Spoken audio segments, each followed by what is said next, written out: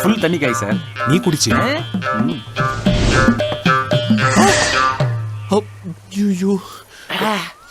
சரவணன், இந்த இளநீர் சூப்பர். இன்னும் 2 கிடைக்குமா? இதோ வாங்கிட்டு வந்துடுறேன்.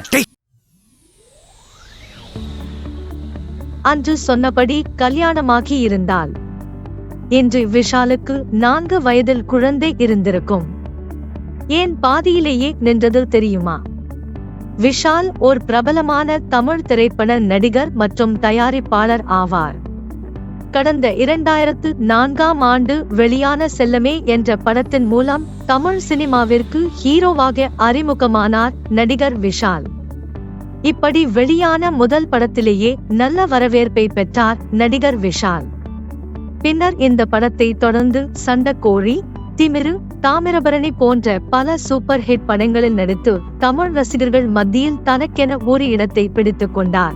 ஆரம்பத்தில் இவருக்கு எல்லா திரைப்படங்களும் கை கொடுத்தாலும் போக போக இவருடைய ஒவ்வொரு திரைப்படங்களும் மண்ணை கவ்வியது.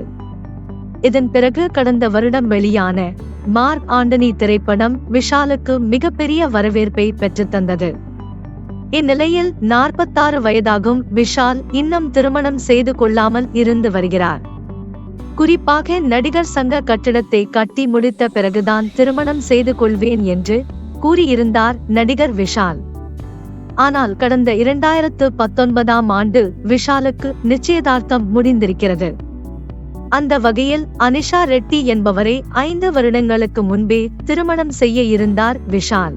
இவர்களுக்கு நிச்சயதார்த்தம் கூட முடிந்துவிட்டது. ஆனால் திடீரென திருமணம் நின்றுவிட்டது. அப்படி திருமணம் ஆகியிருந்தால் விஷாலுக்கு இன்று 4 வயதில் குழந்தை இருந்திருக்கும். இப்படி இருக்கும் நிலையில் நடிகர் விஷாலின் நிச்சயதார்த்த புகைப்படங்கள் இணையத்தில் வெளியாகியுள்ளது.